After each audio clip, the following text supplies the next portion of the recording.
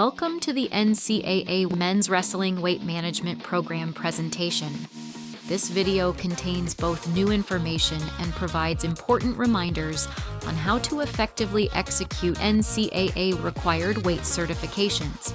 In addition to the requirement of viewing this presentation, medical personnel should read Chapter 8 of the 2025-27 Wrestling Rules Book and study the weight management packet sent to your institution. Reviewing the weight management rules and procedural guidelines will ensure you have the information and skills necessary to conduct accurate weight certifications.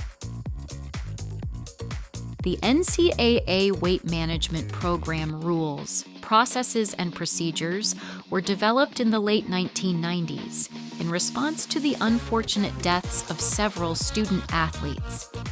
Since its implementation, these processes and other associated wrestling rules have brought a dramatic change in the practices related to weight loss and the selection of the most appropriate competition weight classification for NCAA wrestlers. The most important individuals in the NCAA weight management program are the head coach and the athletic trainer.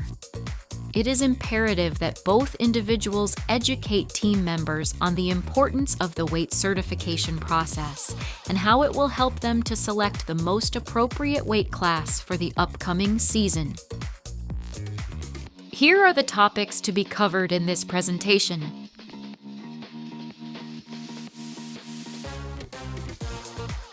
To educate coaches and medical personnel on common weight management violations, the Rules Committee annually shares violations from the previous season. A total of 9 letters of reprimand for weight management violations were issued in the 2024-25 men's wrestling season to 2 Division I institutions, 1 Division II institution, and 6 Division III institutions. The violations all pertain to Rules 8.3.10 and 8.3.12, which prohibit a wrestler from weighing in and competing below the established minimum wrestling weight, as identified on the respective wrestler's descent plan.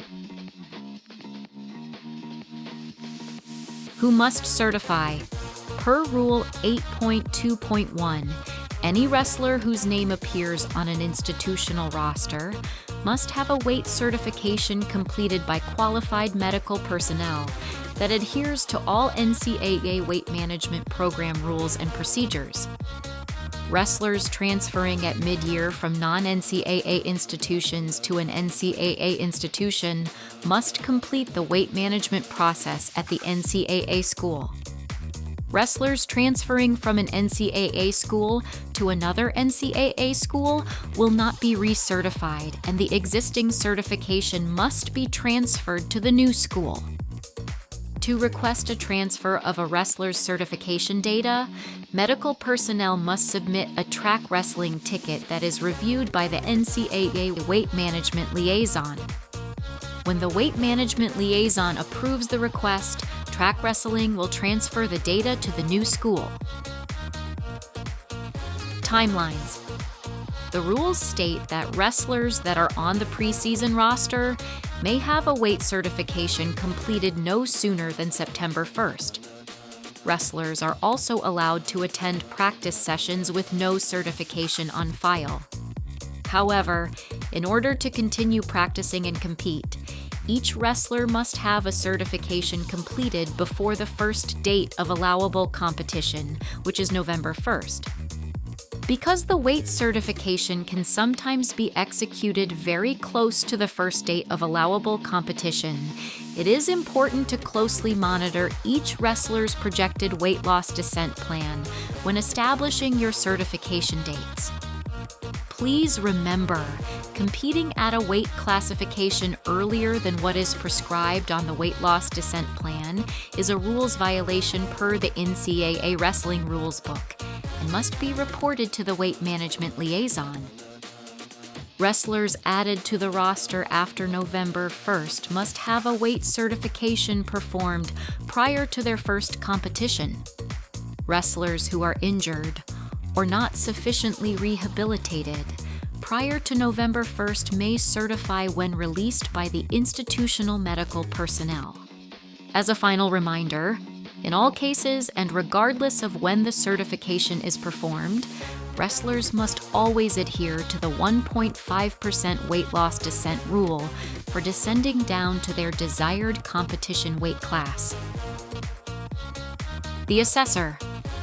The Assessor is defined as the qualified medical personnel at each institution that is assigned to execute the NCAA Wrestling Weight Management Certification Program. It is critical that the Assessor stay in constant contact with the head coach throughout the certification period. As the Assessor, you should communicate with the head coach to develop a certification schedule that works within the facility limitations and considering the wrestler's scheduling conflicts. In addition to setting up the scheduling, the Assessor is tasked with ensuring the process is executed with the highest integrity and according to all rules and regulations. Any violations by either wrestlers or coaches regarding adherence to the weight certification rules and protocols must be immediately directed to the Men's Wrestling Rules Committee liaison at 317-917-6222. Responsibilities of the coach. While the medical personnel are responsible for ensuring the integrity of the weight certification execution, the institutional head coach bears the responsibility for ensuring each coach, volunteer, and wrestler understand the importance of establishing a safe competition weight class and following all rules associated with the process. In addition to educating team members regarding the purpose of the weight certification process, it is critical that coaches explain the seriousness of any weight certification violation. Violations impacting the integrity of the weight certification process, such as urine manipulation or impersonating a wrestler, carry severe penalties. Weight certification process overview. Let's now spend a few moments going through the weight certification process. The weight certification process can be broken up into 7 steps. Urine-specific gravity test, weight check, skin fold measurements, entry of data into the optimal performance calculator, confirming data as accurate, coach confirmation of the wrestler's minimum wrestling weight, and finally, sharing the weight loss descent plan with the wrestler. Medical personnel at each institution should develop their own data collection document to record results of each test. This document, at a minimum, should have the full name of the wrestler, urine-specific gravity test results, actual weight, and the body fat measurement data, whether this be the skin fold caliper readings, underwater weighing results, or bod pod measurements.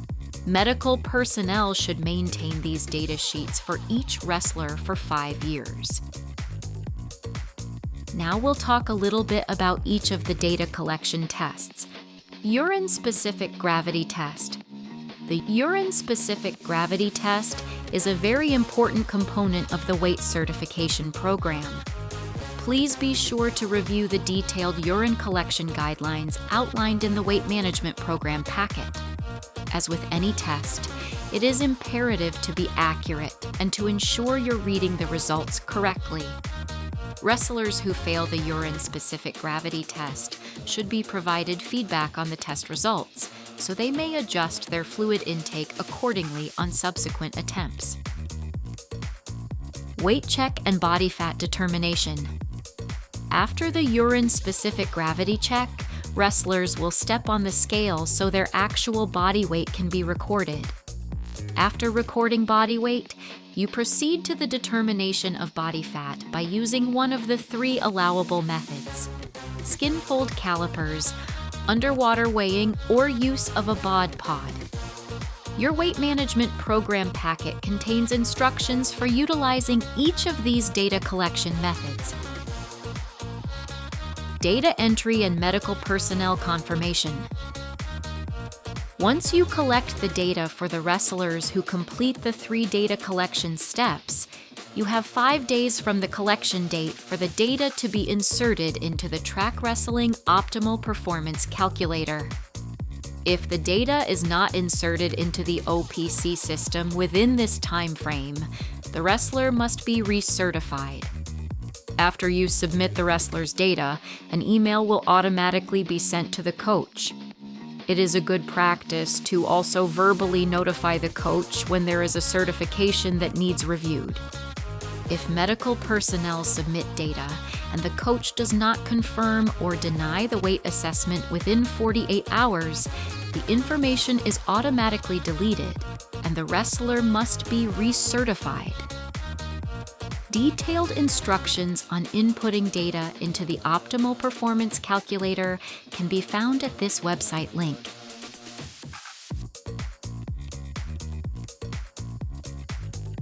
Coach's final confirmation. Once the data is entered into the OPC by the medical personnel, the coach has 48 hours to confirm or deny the minimum wrestling weight for the wrestler. Here is a sample view when looking at a wrestler who has a weight certification ready to be reviewed by the coach. Note the red time clock icon.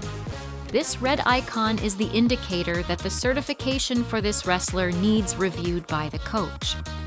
Before clicking the red icon, the coach will review all the data on this page and then confirm with the wrestler that this minimum wrestling weight is correct.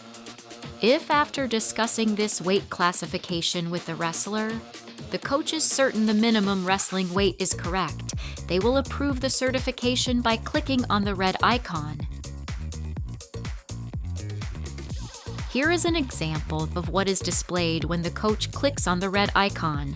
The coach will click in the Edit Status box and an option for either approving or denying this as the minimum weight class for this wrestler is given. In this example, the coach approves this weight class as the minimum wrestling weight and clicks Next. Once the coach clicks Next, a dialog box opens asking the coach to confirm the wrestler's last name and again confirm the minimum wrestling weight class for this wrestler is correct. The coach types this information into the dialog box and clicks Next. A final dialog box is opened, and the coach confirms for the third and final time that the certification and the minimum wrestling weight for the wrestler is correct. Confirming a weight class is not reversible, and the Rules Committee will not consider waivers or reviews. It is imperative coaches discuss each minimum wrestling weight with the wrestler before making this irrevocable decision. Once a wrestler's minimum wrestling weight is confirmed, the original screen shows a white check mark inside of a green circle. This indicates that the assessment is confirmed for this wrestler. Questions and key points of contact. Any questions may be directed to the following individuals. For questions related to NCAA wrestling rules and/or the Wrestling Weight Management Program packet, please contact Jimmy Chung. For help or assistance with the Track Wrestling Optimal Performance Calculator, please utilize the Track Wrestling Help Desk ticket system. For questions related to the execution of the weight certification procedures, contact Jim Thornton. Mr. Thornton can also assist in questions throughout the season relating to medical examinations and skin infection questions.